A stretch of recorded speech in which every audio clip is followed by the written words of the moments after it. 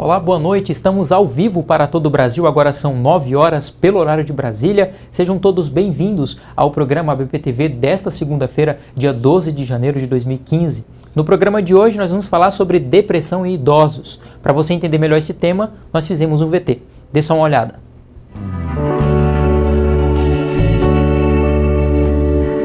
O número de idosos, pessoas acima de 65 anos de idade, a chamada terceira idade, vem crescendo rapidamente na população. No Brasil havia cerca de 10 milhões em 1990. Em 2025, esse número deve chegar a 34 milhões para cada 100 crianças. Um dos grandes problemas que as pessoas enfrentam ao chegarem à terceira idade é a depressão. Dados recentes do IBGE apontam que 11,2 milhões de pessoas no Brasil são diagnosticadas com depressão e 11,1% desse número é formado por idosos. Acredita-se que uma das causas do surgimento da depressão em pessoas idosas é o início das doenças de Parkinson ou Alzheimer. Outras causas para o surgimento da depressão em idosos são as doenças cardiovasculares. Estas podem destruir circuitos neuronais do cérebro, causando a depressão. Medicamentos utilizados para doenças geriátricas também podem ter efeitos depressivos. Lembrando que você pode participar enviando sua dúvida, o seu questionamento pelo Linha Direta. Veja só como é fácil. Para participar é muito fácil, basta acessar o portal da ABP, www.abp.org.br. Na página de exibição do programa, encontre o formulário do Linha Direta. Nele você coloca seu nome, a mensagem e não se esqueça de informar o seu e-mail. Participe dos debates ao vivo da ABP-TV. Então, desde já você já está convidado a participar conosco deste programa que vai falar sobre depressão em idosos. Para responder a todas essas dúvidas e questionamentos, nós escolhemos dois doutores, um do Rio de Janeiro e outro do estado de Minas Gerais. Vou começar falando com as damas então. Vamos direto para o Rio de Janeiro falar com a doutora Valesca Marinho. Boa noite, doutora Valesca. Tudo bem? Boa noite a todos. É um prazer e uma honra estar nesse programa da BP para falar desse tema que é tão importante, que é a depressão nos idosos. Obrigado pela presença. Daqui a pouquinho a gente volta a conversar, porque agora a gente vai direto para Minas Gerais conversar com o Dr. Breno Sattler. Boa noite, doutor Breno. Tudo bem? Boa noite Valesca, boa noite demais ouvintes, membros e não membros da BP. É um grande prazer estar aqui com vocês, nessa noite, nesse início desse ano que tanto promete. É isso daí, já vamos aproveitar que o doutor já está conosco. Vamos fazer logo a primeira pergunta para o senhor, doutor Breno. Quais são os principais sintomas da depressão no idoso? Bem, a depressão no idoso, ela é bastante heterogênea. Muitas vezes, os principais sintomas são o próprio humor deprimido, o idoso está mais choroso, ele está mais quieto, ele passa a interagir menos com as pessoas próximas. Eventualmente, esse idoso ele vai passar a abandonar atividades cotidianas que antes eram bastante prazerosas, por exemplo, ficar com os netos, fazer uma caminhada e participar de um grupo de terceira idade ao qual ele estava habituado. Com isso também podem surgir alterações do sono, que são muito importantes, em particular uma diminuição do sono, ou seja, uma dificuldade para dormir, o que a gente chama habitualmente de insônia, redução do apetite. O idoso passa a se sentir mais cansado do que o habitual, sem energia, parece que perde a vitalidade. Esses são os principais sintomas dos quadros depressivos nos idosos. Obrigado, doutor Breno, por esclarecer já, dando esse pontapé inicial para o programa de hoje. Nós queremos agradecer a participação do Richard Fernandes Villa. Ele fala que é médico geriatra e gostaria de aperfeiçoar o atendimento dele aos clientes que apresentam alterações psiquiátricas. Então, o senhor doutor Richard está no lugar certo. Bem-vindo ao Portal da Psiquiatria. Também chegou uma dúvida aqui pelo Linha Direta para a gente, é da Débora Camacho. Ela quer saber, doutora Valesca Marinho, é muito comum em idosos o hábito de guardar coisas e muitas vezes suas casas são bastante entulhadas dessas coisas. Essa falta de cuidado com a casa, esse acúmulo de coisas, pode ser início de uma depressão, doutora Valesca? Então, na verdade, isso é um processo que nós temos observado, que vem aumentando em termos de frequência entre os idosos, que é o processo do acúmulo, do acumular objetos em casa. Esse colecionismo e o acúmulo exagerado de objetos pode ser reflexo de uma série de situações clínicas no idoso. De fato, há um comprometimento da função executiva, um comprometimento da capacidade de selecionar e discriminar entre objetos que são úteis, dentre aqueles que são inúteis, que depende, portanto, da integridade da função executiva, é um processo que pode ser decorrente de uma série de transtornos mentais, dentre eles depressão, processos relacionados ao próprio transtorno obsessivo-compulsivo e síndromes demenciais. Então, existe uma série de outras situações psiquiátricas, de outros transtornos mentais que precisam ser avaliados para que a gente possa identificar se esse processo de acumulação de objetos é decorrente somente da depressão ou de algum outro processo psiquiátrico ou de algum outro transtorno mental. Mas, de fato, é uma situação que a gente vem observando que clinicamente está se tornando bastante comum entre os idosos. Obrigado, doutora Valesca. Vamos voltar com o doutor Breno para responder a pergunta de outra internauta, da Ana Maria. Ela pergunta o seguinte, doutor Breno: ter tido depressão na juventude aumenta as chances de depressão durante a velhice? Sim, uma série de estudos clínicos, epidemiológicos mostram que a história de depressão ao longo da vida, principalmente na idade adulta e também nos idosos, claro, aumentam o risco de depressão. Eles aumentam significativamente. Alguns estudos mostram até que o risco dobra, em comparação com aquelas pessoas que nunca tiveram depressão na vida. Então, sim, na história de depressão, tanto na juventude quanto na terceira idade, propriamente dito, aumentam o risco de desenvolver quadros demenciais no idoso. Doutor Breno, continue conosco para responder essa outra pergunta. Então, é normal, durante o envelhecimento, a depressão? Não, em absoluto. A depressão não é uma consequência normal do envelhecimento. A gente não pode considerar isso. Isso é uma grande, vamos dizer assim, o que as pessoas estão acostumadas a pensar. Aquele idoso já está velho, então isso é normal ficar mais quieto, é normal perder o interesse. Isso não é verdade, de maneira alguma. A depressão é uma doença muito séria, muito grave, em qualquer fase da vida, tanto na infância, quanto na idade adulta e na terceira idade também. Está com a doutora Valesca, direto do Rio de Janeiro. Lembrando que os doutores estão voluntariamente respondendo essas dúvidas e questionamentos que vão chegando aqui para a gente no portal da psiquiatria. Doutora Valesca, o Gustavo Silva quer saber: a diminuição de hormônios nas mulheres idosas podem causar a depressão também? Existe uma questão relacionada ao aumento da frequência de transtornos mentais durante o período da menopausa, principalmente relacionados a transtornos do sono. Essa variação hormonal e essa questão hormonal, ela não está estabelecida como um único fator de risco para a depressão apresentar uma prevalência maior entre as mulheres. Mas a gente há que considerar que esse período que cerca a menopausa é um período em que alguns transtornos mentais, alguns transtornos principalmente relacionados à ansiedade, depressão e insônia apareçam com maior prevalência.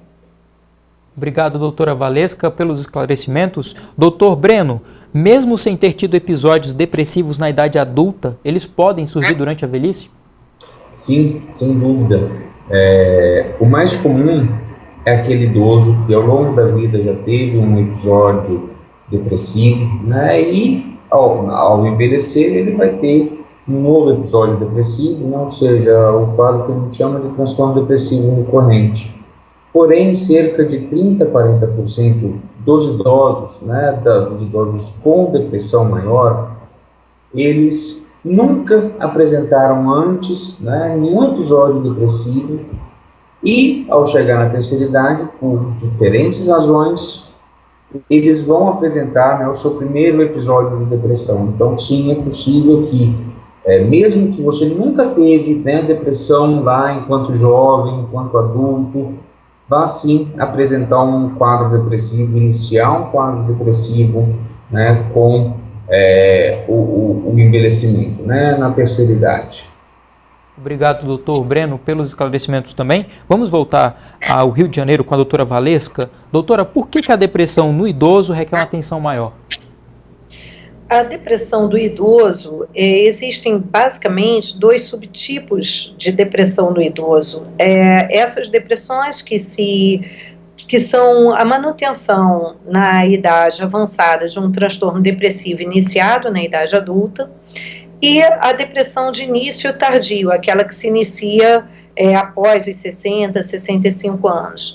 Essas formas de depressão que se iniciam tardiamente, elas são formas que tendem a apresentar uma recorrência maior durante o tempo de vida, ou seja, o idoso, uma vez tendo um episódio de depressão, a chance dele ter novos episódios por tempo de vida é maior do que ocorre na idade adulta.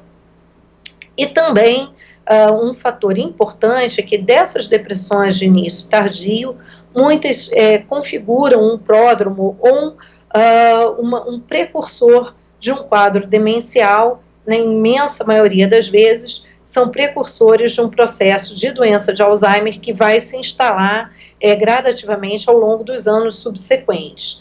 Então, a depressão no idoso, ela requer um cuidado, tanto pelos fatores de ser um transtorno cuja frequência se torna maior por tempo de vida a partir deste primeiro episódio, quanto pela chance deste transtorno ser um precursor de um quadro de demência no acompanhamento. Afora isso, o idoso, a gente precisa considerar no idoso a situação clínica, que muitas formas de depressão elas se apresentam muitas vezes na forma de queixas físicas, de queixas somáticas, e esse sujeito portador da depressão, ele muitas vezes procura outros especialistas e recorre a outras intervenções para a investigação dessa queixa física, e que na realidade é uma queixa decorrente da depressão e não de uma doença outra física. Então são inúmeros os fatores que fazem com que a gente deva destinar uma atenção especial à depressão no idoso. Doutora Valesca, eu quero também aproveitar para agradecer o internauta Humberto Ferreira, que também enviou a sua pergunta pelo Linha Direta. Ele quer saber, doutor Breno, a perda de libido que acontece com idosos é um dos fatores para a depressão? Doutor Breno, o senhor me escuta? Desculpa. Sim, alguns idosos, né, podem sim, né, com o processo natural do envelhecimento, né, ter uma diminuição, não diria da libido propriamente dito, mas da potência sexual, e isso, né, incomodar aquele sujeito e ser um desencadeador do surgimento de sintomas depressivos. Mas é importante a gente diferenciar a libido da potência sexual. Né, libido, que é o desejo, a vontade de fazer sexo, a vontade de namorar, a vontade de estar junto com um parceiro, né, ela não diminui com o envelhecimento necessariamente. E a percepção de que isso está acontecendo pode ser um sinal, um sintoma de depressão naquele idoso. Então é importante a gente diferenciar isso, é importante que a gente tenha claro que uma questão é a potência sexual, né, que é o vigor sexual. Outra coisa é a libido, é a vontade de fazer sexo, pensar em sexo, de querer estar junto com o parceiro. São duas coisas diferentes e, claro, que podem sinalizar ambas, né, o surgimento de quadros depressivos. Obrigado, doutor Breno. Vamos voltar para Rio de Janeiro agora para falar com a doutora Valesca. A pergunta, doutora Valesca, é se a depressão no idoso se relaciona com outras doenças clínicas, tais como hipertensão, diabetes ou AVC. Existem inúmeros estudos populacionais, alguns inclusive conduzidos em nosso meio, mostrando, de fato, uma associação importante entre depressão e outras doenças físicas não psiquiátricas, tais como diabetes. Esse é um fator de risco importantíssimo, a associação entre depressão e diabetes, doenças cardíacas, doença coronariana, hipertensão, doenças que cursam com dor crônica, todas são doenças físicas que estão bastante associadas do ponto de vista epidemiológico com a depressão. Em relação ao diabetes, ao AVC e alguns outros transtornos, existem inúmeras linhas de pesquisa que fazem uma correlação, inclusive, do ponto de vista etiopatogênico, principalmente quando a gente fala de diabetes, etc., relacionando a disfunção límbica e de sistemas relacionados com regiões pré-frontais com o aparecimento da depressão no idoso.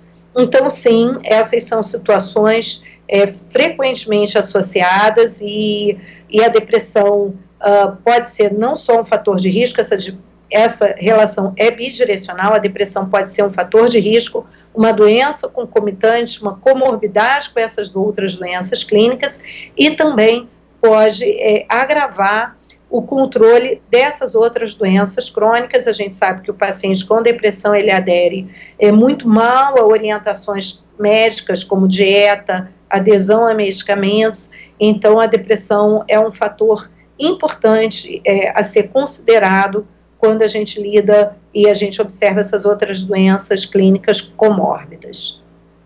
A doutora Valesca, direto do Rio de Janeiro, por esclarecer mais uma pergunta. Nós vamos fazer uma breve pausa, um breve intervalo comercial. Daqui a pouquinho nós voltamos com mais informação aqui no Portal da Psiquiatria. Até daqui a pouquinho.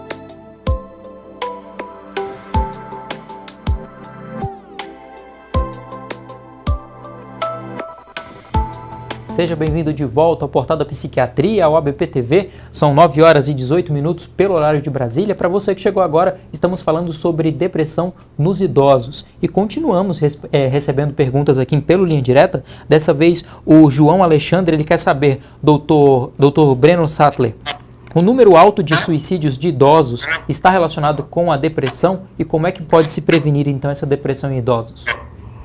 Desculpa, eu não entendi o início da pergunta. Você poderia repetir, por favor? Sim, repito sim. Doutor Breno, o número alto de suicídios de idosos está relacionado com a depressão? E ele ainda pergunta, João Alexandre, como prevenir a depressão em idosos?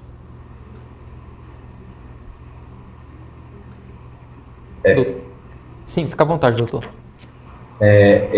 Deixa eu só repetir a pergunta para ver se eu entendi claramente. Sim. Porque o áudio está tendo um atraso aqui agora.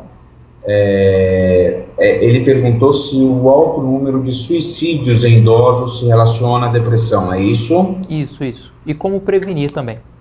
Ótimo. Agora eu entendi a pergunta. Desculpa, ouvinte, né? Talvez o áudio tá com algum atraso, então estou com dificuldade para entender essa última pergunta, sim. Né? A depressão talvez seja o principal fator associado ao suicídio em idosos. Boa parte das pessoas que se suicidam, incluindo, né, os idosos, eles estão sim, né, têm algum transtorno mental, e dentre esses, né, o principal transtorno mental é a depressão. A principal forma de se prevenir essas situações, claro, é a identificação precoce dos quadros e o tratamento, a instituição do tratamento correto. Essa é a melhor forma de se prevenir. Né? Uma outra forma muito importante que ajuda na prevenção é a redução, acabar com o estigma. Né? O suicídio é uma condição muito grave, né? É algo muito antinatural, não é natural a gente pensar ou tentar cometer um ato contra a nossa própria vida, mas na 99% das vezes, uma consequência de uma doença muito séria, que é a depressão. Então, assim, não ter vergonha de falar sobre isso, né? Não ter vergonha de conversar com as pessoas próximas sobre isso. Ajuda a identificar precocemente aquelas pessoas que possam, né, estar em risco aumentado de vir cometer uma tentativa de suicídio, né? E, claro, ao identificar essa situação, né, os tratamentos devem ser instituídos o mais rápido possível. Coisas que são muito importantes, né? Algumas concepções errôneas que a gente tem. Primeiro, falar sobre suicídio não aumenta o risco da pessoa se matar. Se eu falar sobre isso com ele, ele vai se lembrar e vai tentar se matar. Isso não é verdade. Né? A segunda questão é, quem expressa a ideação suicida, ele não está brincando, ele está sofrendo. Né? Então ele precisa de ajuda, né? Ou seja, ele não está só ameaçando, ele não está só falando, querendo chamar atenção. Isso é um sinal indicativo de uma doença grave, de uma situação grave, que precisa ser abordada adequadamente. Essas são as melhores formas de se prevenir esse desfecho tão negativo que a gente tem, né, que é o suicídio. Muito obrigado, Dr. Breno, pelo esclarecimento. O suicídio que foi tratado também aqui já no ABPTV, o primeiro programa da ABPTV foi sobre o suicídio. Se você quiser rever lá no portal da psiquiatria, você também tem acesso aos programas anteriores. Doutora Valesca, direto do Rio de Janeiro, o doutor Reginaldo Santos quer saber, devido o idoso geralmente ser polimedicado, como a senhora vê a indicação do ECT nas depressões graves e se existe risco deste procedimento causar quadros demenciais? Perdão, eu não ouvi o resto da pergunta. Se existe risco do ECT causar quadros demenciais, é isso? Isso, corretamente. Ok. Então, acho que são duas perguntas. Uma relacionada ao ECT como opção terapêutica no idoso, e a segunda é a questão do ECT e o risco do ECT como efeito colateral promover um déficit de memória. Bom, em relação à indicação do ECT, eu acho que o ECT no idoso tem uma indicação bastante clara, e eu acho que aqui no Brasil ele é bastante subutilizado. Na verdade, o ECT para depressões graves, refratárias, catatônicas, ou nas quais o paciente apresenta-se com recusa de ingesta hídrica e alimentar, é um recurso bastante útil, é um recurso que, feito de acordo com todas as normas de segurança que têm sido estabelecidas, que foram recentemente estabelecidas, é um recurso bastante útil nessas situações. Recentemente eu atendi um caso de uma idosa que tinha passado uma semana, 15 dias, talvez, não me recordo bem, hospitalizada com quadro de desnutrição e desidratação, secundário a um episódio de depressão grave, no qual ela recusava a ingesta hídrica e alimentar. Isso é uma indicação clara, uma indicação formal de ser feito o ECT, embora muitos programas de TV, novelas, inclusive recentemente, tenham prestado um enorme desserviço à nossa prática, né, de enquanto psiquiatras que precisamos utilizar esse recurso, a televisão prestou um desserviço muito grande. Então, o ECT tem sim suas indicações, essas situações de depressões refratárias, depressões com catatonia, depressões com pacientes que tenham contraindicações, alguns antidepressivos. Esse é um recurso, sim, que deve ser utilizado. Hoje, atualmente, existem algumas linhas que propõem o uso do ECT de forma unilateral, a estimulação unilateral e com uma carga um pouco diferenciada da que era feito o ECT bilateral. O ECT bilateral, de acordo com os estudos, mostra um resultado pior do ponto de vista de sequelas de memória, embora essas sequelas tendam a não ser persistentes. Um dos fatores que a gente precisa pensar, assim, o ECT ele não causa demência, mas muitas depressões de início tardio, depressões refratárias, depressões graves, elas são sim a apresentação inicial de um processo de demência e que no segmento ao tratamento com ECT e com os anos de evolução, isso vem a se apresentar mais claramente como a síndrome demencial. Então, é muito comum que um paciente ou um familiar pergunte para nós, né, para os clínicos, quando estamos atendendo, doutor, isso é só depressão ou se é mais alguma coisa? O que a gente pode responder é naquele momento. Neste momento, eu estou vendo a presença de um quadro de depressão. Se daqui a 2, 3 anos isso vai converter numa outra forma de doença, a gente não tem ainda como prever. Mas o ECT, ele pode sim, tentando cercar um pouquinho mais essa resposta, ele pode ocasionar como um dos efeitos, vamos chamar assim, de efeitos colaterais do procedimento, um déficit de memória. Esse déficit de memória, ele tende a ser temporário e estar circunscrito ao período de aplicação das sessões de eletroconvulsoterapia. São minimizados com o uso da técnica unilateral e de ajuste de dosagem de acordo com o potencial de resposta do paciente. Essas são, em linhas gerais, algumas técnicas, alguns dados relacionados à eletroconvulsoterapia. Agora, de novo, queria reforçar que é sim um procedimento que deve ser utilizado, que a gente, como psiquiatra, tem a obrigação de estar difundindo essa informação e trabalhando também para diminuir todo o preconceito que gira em torno da eletroconvulsoterapia. Obrigado, doutora Valesca, direto do Rio de Janeiro, esclarecendo mais uma dúvida dos nossos internautas. Doutor Breno Sattler, a Silvia Lousano, ela gostaria de saber se o idoso tem demência, se o idoso que tem demência, ele fica deprimido. Bem, é uma excelente pergunta, Silvia. É muito comum a co-ocorrência de sintomas depressivos em idosos portadores de quadros demenciais.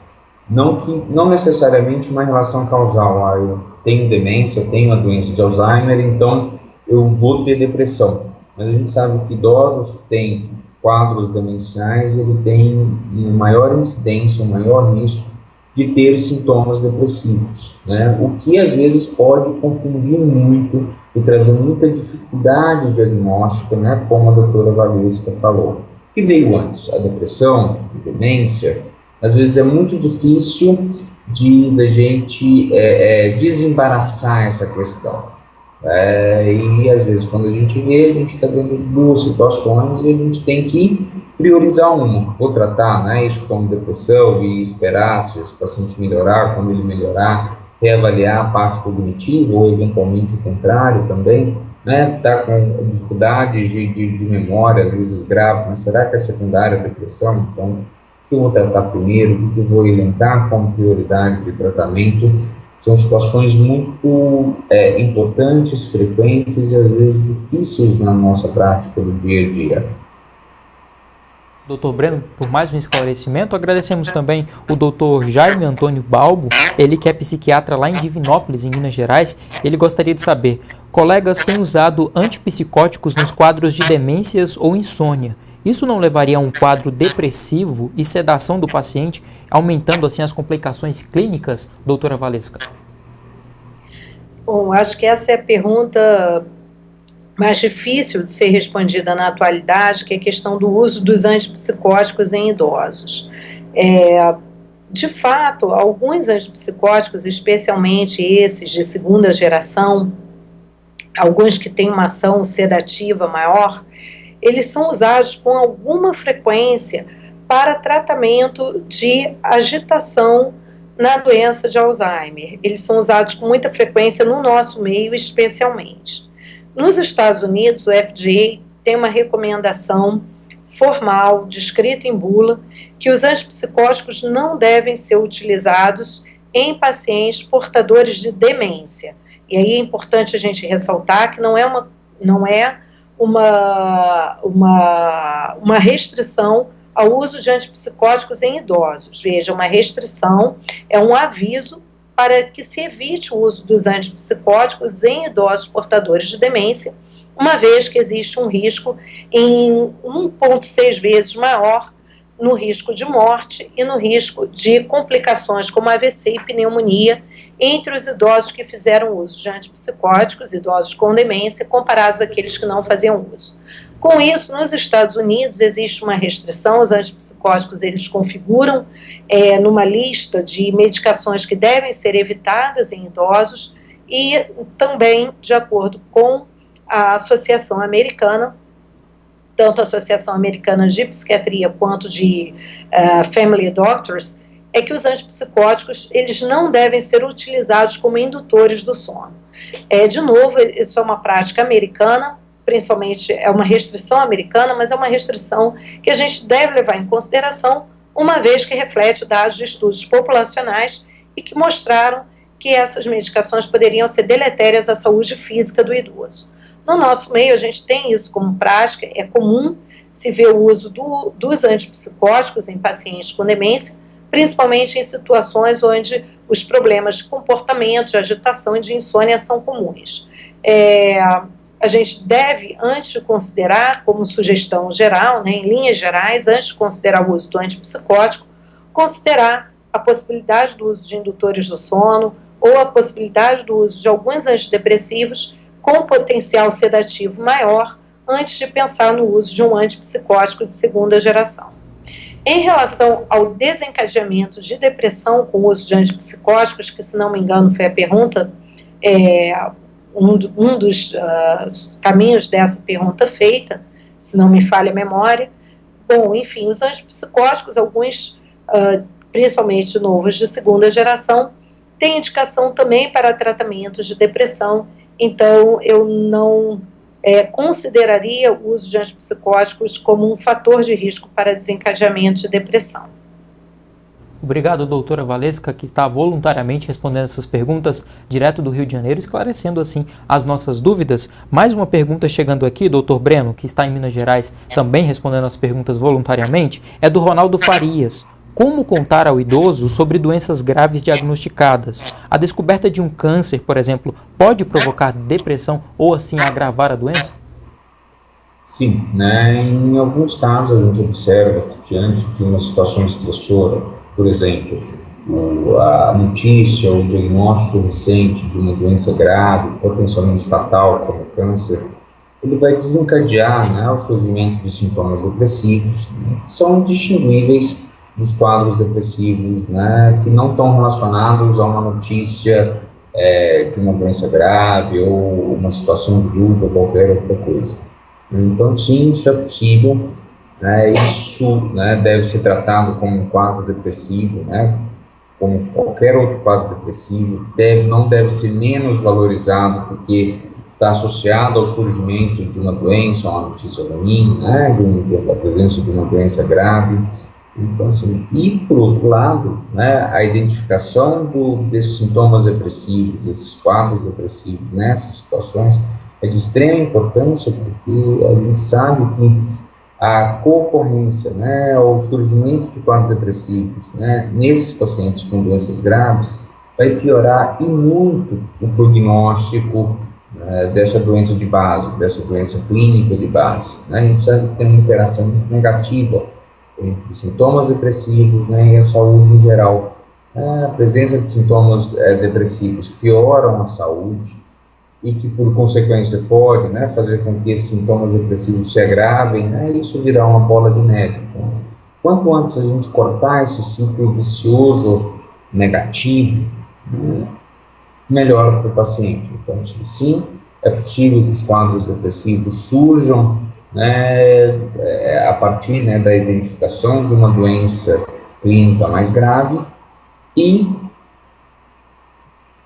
elas devem ser identificadas e tratadas como qualquer outro quadro depressivo, dada a sua importância. Obrigado, doutor Breno. Nós lembramos que vamos fazer agora uma pausa pequenininha só para os doutores beberem uma água e já voltamos para eles continuarem respondendo essas dúvidas com respeito à depressão em idosos. Daqui a pouquinho a gente está de volta.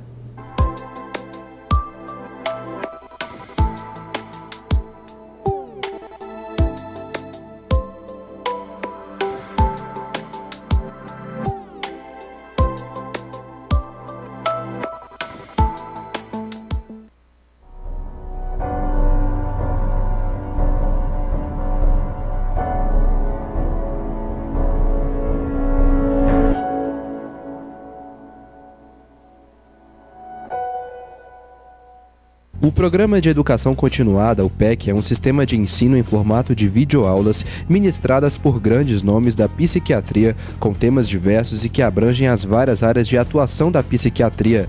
O conteúdo é selecionado e aprovado pela Associação Brasileira de Psiquiatria, a ABP. Todo associado KIT pode assistir às aulas em qualquer computador do mundo e a qualquer hora. Associe-se à ABP e aproveite esta e outras oportunidades. Além do site oficial da ABP, você também pode se comunicar com a Associação Brasileira de Psiquiatria pelas redes sociais. Curta a nossa página no Facebook, facebook.com/abpbrasil. O endereço para você nos seguir no Twitter é @abpsiquiatria. No Instagram, curta as nossas fotos no @abpbrasil. Fique por dentro das novidades da ABP.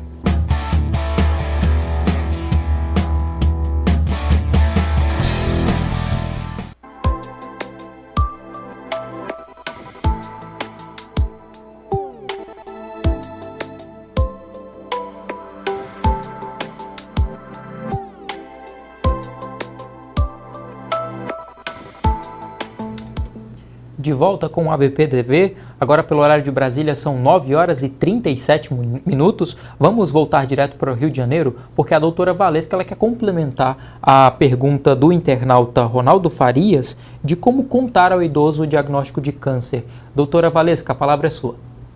Então, acho que uma pergunta que o colega fez, né, sobre a comunicação do diagnóstico, é que me ocorreu uma situação que eu vi recentemente sobre uma família que me chamou para atender uma idosa de 90 anos, bastante deprimida, e que tinha um diagnóstico de um câncer de colo, e eles não queriam comunicar o diagnóstico para a paciente com medo dela piorar do quadro de depressão. Daí eu acho que a gente tem alguns pontos importantes. Um é a questão da autonomia e do direito do idoso de conhecer o seu diagnóstico, uma vez que a pessoa, estando lúcida, ela tem direito de saber sobre o seu diagnóstico, então tem uma questão ética aí envolvida. E outras é que muitas vezes a gente se surpreende, porque, por exemplo, nessa situação, eu atendi essa paciente, eu a mediquei, e eu fiz um trabalho extenso com a família, de que essa senhora precisava saber do seu diagnóstico, porque ela teria liberdade de tomar a decisão entre ser submetida a uma cirurgia ou não. Hoje, enfim, depois de alguns meses de trabalho, eu atendo essa paciente já há seguramente 8 meses, a família decidiu por comunicar, a paciente já estava melhor do quadro de depressão, ela mesma pediu para ser operada, foi submetida a uma cirurgia, a cirurgia foi um sucesso. Então, acho que a gente precisa levar em consideração e não também subestimar a capacidade do paciente lidar com esse diagnóstico, com o diagnóstico de doenças difíceis. E aí eu não me refiro apenas ao câncer, mas a comunicação do diagnóstico da doença de Alzheimer, a comunicação do diagnóstico de doenças motoras graves, como Parkinson, esclerose lateral amiotrófica. É claro que nós, como médicos, temos a sensibilidade de saber até onde a gente vai comunicando esses diagnósticos. E muitas vezes o próprio paciente ou a família sinalizam que a gente não deve avançar. Mas a nossa função primordial é fazer essa comunicação. E se existir essa restrição por parte da família, pelo menos trabalhar com a família essa necessidade de informar o paciente. Então, era só para também dividir, compartilhar um pouco da experiência que eu vivenciei com essa situação clínica e que me surpreendeu, uma vez que a senhorinha de 90 anos, por vontade própria, optou por ser submetida a essa cirurgia quando soube do seu diagnóstico. Então, a gente também precisa ter essa visão de que os pacientes têm os idosos, eles têm esse livre-arbítrio, eles têm autonomia de decisão e têm capacidade de julgar. A gente precisa levar em consideração isso na hora de comunicar essas situações. Obrigado, doutora Valesca, por complementar a pergunta do nosso internauta e também compartilhar essa experiência já vivida pela doutora Valesca. Doutor Breno, a próxima pergunta é da Maura Santos. Quais são as principais indicações para a prevenção da depressão em pessoas idosas? Uma outra excelente pergunta, obrigado, Mauro. Eu acho que isso tem essa pergunta sua tem uma importância enorme, que é algo que a gente acaba não valorizando tanto, não pensando tanto no nosso dia a dia, que é a prevenção, ou seja, evitar que a condição surja ou se agrave. Existem várias formas a gente prevenir os quadros depressivos no idoso, né? A primeira e mais importante é manter um estilo de vida ativo, né? Fazendo atividades físicas, participando em atividades na comunidade, né? Participando, né? Tendo hobbies, mantendo-se trabalhando eventualmente, buscando, né? Se manter sempre ativo, nunca parado, né? O corpo não pode ficar parado, essencialmente. Essas talvez sejam as principais formas de prevenção da depressão do idoso. Hábitos, né, alimentares saudáveis também são muito importantes, né? Uma alimentação saudável é fundamental para a gente manter a saúde do corpo e da mente, né, bem preservados, né? Então, essas são as principais estratégias que a gente tem, né, para prevenir a depressão no idoso. Aquela pessoa que já tem, né, história de depressão no passado, tem alguns sintomas muito leves, né, que ainda não perfazem, né, a gente não consegue fechar o diagnóstico, iniciar, por exemplo, um tratamento medicamentoso, né, a gente, além dessas intervenções, né, que eu falei há pouco, né, a gente pode também começar a fazer algumas outras intervenções mais específicas, por exemplo, psicoterapia de grupo, eventualmente psicoterapia individual, né, ajuda muito, né, a que esse quadro não progrida para sintomas maiores, né, para quadros mais graves. Então, tudo isso em conjunto, né, faz com que a gente consiga prevenir, né, de uma maneira geral, a depressão no idoso. Obrigado, doutor Breno, pelo esclarecimento. Doutora Valesca, o Felipe Menezes, ele quer saber, meu avô perdeu uma companheira que ficou 50 anos ao seu lado. Vejo que ele está com alguns sintomas de depressão. Como evitar que a doença o atinja? Olha, esse é um dos principais fatores de depressão no idoso, que é a perda do companheiro, do cônjuge. E é mais grave entre os homens que ficam viúvos do que entre as viúvas. Quer dizer, os viúvos, eles têm uma chance maior de desenvolvimento de depressão, que é maior durante os primeiros meses e o primeiro ano pós perda do cônjuge e até o segundo ano. Parece que após o segundo ano desse período de luto, essa prevalência de depressão ela tende a ficar igual aos idosos da mesma faixa etária. A principal recomendação que eu daria nessa situação é avaliar a possibilidade de uso, sim, de um antidepressivo, caso esse senhor, né, caso esse paciente esteja apresentando os sintomas mais clássicos de depressão. Existem algumas correntes de clínicos e pesquisadores que acreditam que mesmo nas formas brandas de depressão, depressões leves, essas devam ser tratadas. Esse tratamento, aí falando em tratamento, não apenas o tratamento farmacológico com antidepressivos, mas também a abordagem, como o Breno sugeriu, em termos de psicoterapia e de intervenções em hábitos de vida.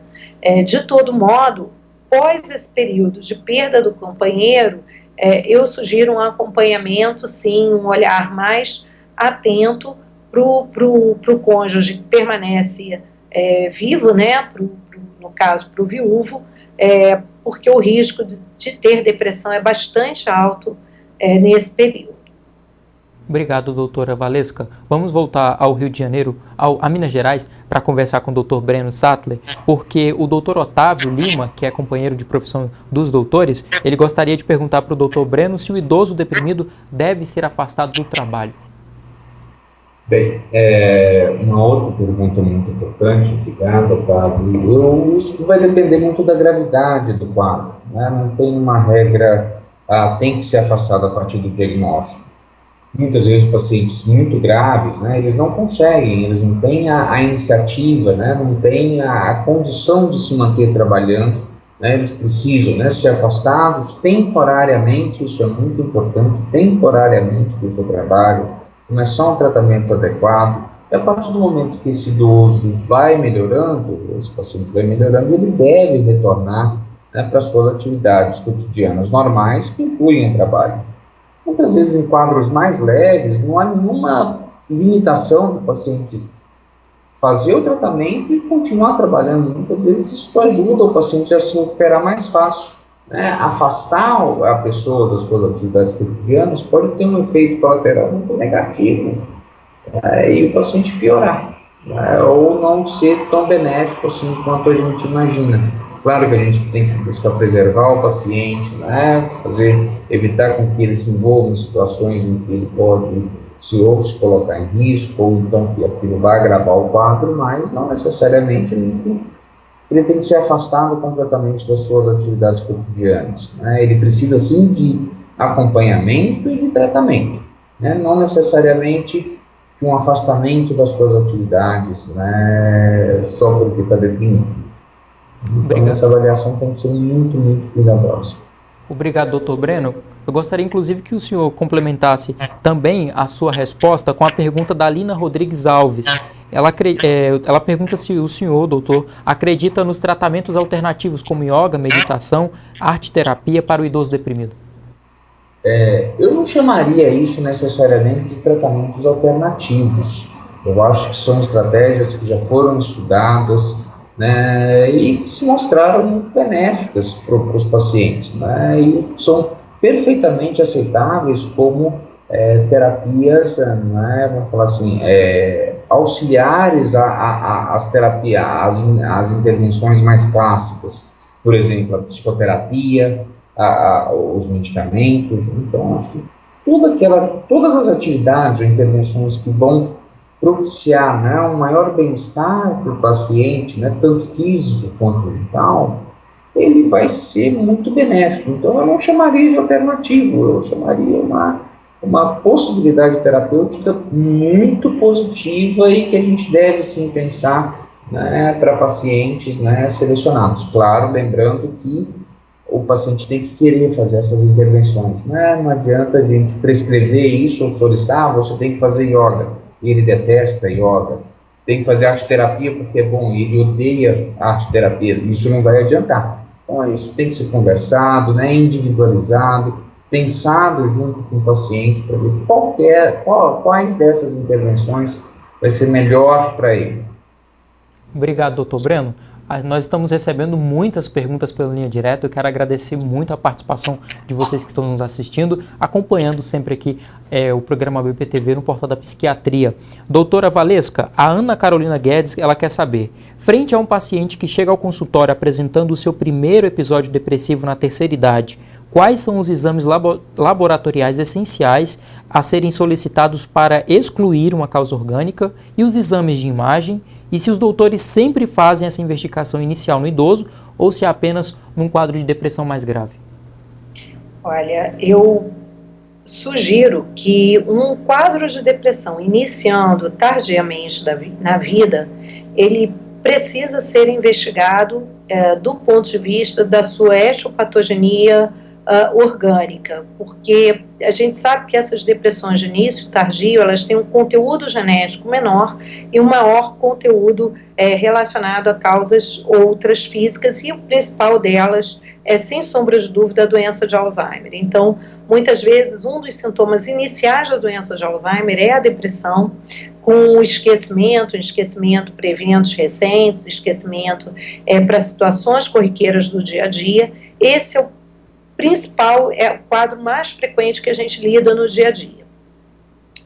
Para essas depressões de início tardio, embora a gente deva ser criterioso na solicitação de exames complementares, uma vez que o diagnóstico da doença de Alzheimer e o diagnóstico de um quadro de demência ele é um diagnóstico clínico, mas algumas situações precisam ser excluídas. Questão da avaliação de tireoide, de função tireoidiana, avaliação de parâmetros metabólicos, principalmente função renal, eletrólitos. A gente precisa avaliar também, fazer um detalhamento dessa questão cognitiva. Eu sugiro que, antes até da gente pensar no exame de imagem, porque para diagnóstico muito inicial de doença de Alzheimer, ele não vai ser o principal fator a nos dar esse auxílio no diagnóstico, mas tornar corriqueiro o uso de alguns instrumentos de rastreio para demência, como o mini exame do estado mental, o teste de fluência verbal, o teste de desenho do relógio, que são instrumentos que o clínico pode se habilitar e se capacitar no uso desses testes, e isso sim é uma ferramenta que vai ajudar muito a separar e a selecionar quais são aqueles casos em que a gente deve investir numa investigação diagnóstica mais aprofundada, no sentido de diagnosticar uma possível doença de Alzheimer. E, no geral, acho que sempre deve-se considerar o pedido de exames laboratoriais por uma questão de boa prática médica, inclusive, da gente afastar outras doenças que possam estar acometendo quadros depressivos, e também fazer uma revisão de medicamentos em uso, uma vez que alguns deles podem estar relacionados ao desencadeamento de depressão. Exemplo comum entre idosos é o uso de corticoides por doenças reumáticas, por artrose ou outras doenças físicas dolorosas, e que muitas vezes esses pacientes fazem uso de forma continuada e que pode ser um fator de risco também para a depressão. Doutora Valesca, continue conosco para responder agora a pergunta do Davi Pinheiro. Ele deseja boa noite aos doutores e pergunta como diferenciar o quadro depressivo que pode ocorrer durante um processo demencial, no caso orgânico, e o quadro depressivo no transtorno depressivo, no caso psiquiátrico. Então, essa é um diagnóstico diferencial bastante difícil. Basicamente, a gente deve levar em consideração algumas situações. A gente sabe que a depressão, como doença, assim, o transtorno depressivo maior, ele cursa com uma série de alterações cognitivas, neuropsicológicas, tais como disfunção executiva, dificuldade de atenção e concentração, e essas também são algumas alterações psicológicas bastante frequentes no início de um processo demencial. É claro que a gente tem uma série de processos para se fazer essa investigação, desde os mais, para uso mais do ponto de vista de beira do leito, digamos assim, ou de ambulatório, de consultório, que é fazer esses testes de rastreio, como eu sugeri, testes de rastreio cognitivo, e a gente tem, inclusive, agora, alguns instrumentos um pouco mais precisos nesse diagnóstico da doença de Alzheimer, que são exames de imagem, alguns a ressonância com a volumetria do hipocampo, que é um instrumento que ajuda no diagnóstico precoce da doença, até a punção lombar com avaliação de marcadores de neurodegeneração, que esse sim é bastante útil no diagnóstico precoce da doença de Alzheimer, principalmente dessas formas que se apresentam com depressão. Agora, é um diagnóstico diferencial bastante difícil. Muitos quadros de depressão de início tardio, eles são, na verdade, precursores ou formas concomitantes do aparecimento da doença de Alzheimer. Em linhas gerais, acho que são essas as informações. Eu acho que isso daria, na verdade, a pergunta do Davi, boa noite, Davi, também para você, mas acho que a pergunta dele daria espaço para a gente ficar aqui 1 hora falando só sobre o diagnóstico diferencial de depressão e disfunção cognitiva e depressão na doença de Alzheimer. Obrigado, doutora Valesca. Lembrando que as perguntas que não forem respondidas daqui durante o programa, elas serão respondidas depois e enviadas através do seu e-mail. A última pergunta, doutor Breno, é da Melissa Cardoso. Ela quer saber do doutor, responda rapidamente, que a gente já está quase no finzinho do nosso programa, como separar a depressão do luto? Bem, é uma pergunta fundamental, importantíssima. Depressão é uma doença, luto é uma situação normal. Essa é a principal diferenciação. O luto é aquela reação de entristecimento, que ocorre após a pessoa perder uma pessoa querida. Mas esse entristecimento, ele não vai gerar maiores problemas para o paciente. O paciente não vai, aquela pessoa, aliás, desculpa, não vai abandonar a sua vida, não vai deixar de se alimentar, não vai ter alterações significativas do padrão de sono. Ao longo dos dias, das semanas, a pessoa vai retomar a sua vida naturalmente. Claro que o resto da vida ela vai chorar quando se lembrar daquela pessoa que perdeu, quando se lembrar de situações em conjunto com aquela pessoa, mas ela não vai abandonar a sua vida, ela não vai passar a ter prejuízos à sua vida, por causa ou após o falecimento daquela pessoa. Já a depressão é uma doença que pode acontecer, que pode ser desencadeada após uma perda de uma pessoa muito importante, uma pessoa significativa. E nessas situações, além desse entristecimento que a gente pode imaginar normal, a pessoa passa a ter outros sintomas claramente relacionados à depressão, alteração do sono, alteração do apetite, a pessoa claramente abandona atividades que antes eram prazerosas, e que ela gostava, se sente sem energia, sem iniciativa, fica mais lenta, então ela realmente desenvolve um quadro depressivo, que não é compatível com o luto normal, que é o que acontece na maioria das pessoas. Muito obrigado, doutor Breno, pelo mais um esclarecimento. Eu gostaria de também frisar que foi um prazer ter o doutor aqui durante quase 1 hora respondendo essas dúvidas e esses questionamentos. Gostaria de ouvir suas considerações finais. Eu gostaria de agradecer a oportunidade à ABP, agradecer ao nosso presidente, Antônio Geraldo, por mais esse convite e agradecer a ABP pela importância que está dando a um tema tão significativo e muitas vezes negligenciado no nosso dia a dia, que é a depressão nos idosos. Então, queria agradecer a professora Valesca, aprendi muito hoje também com ela, sempre uma excelente oportunidade de aprender com as pessoas, mas também a participação aqui do lado de cá, na ABP-TV. Muito obrigado e boa noite. Doutor Breno, boa noite, boa semana para o senhor. Vamos agora também nos despedir da doutora Valesca. Foi um prazer também, doutora, estar aqui ao longo de 1 hora respondendo esses questionamentos. Suas considerações finais, doutora?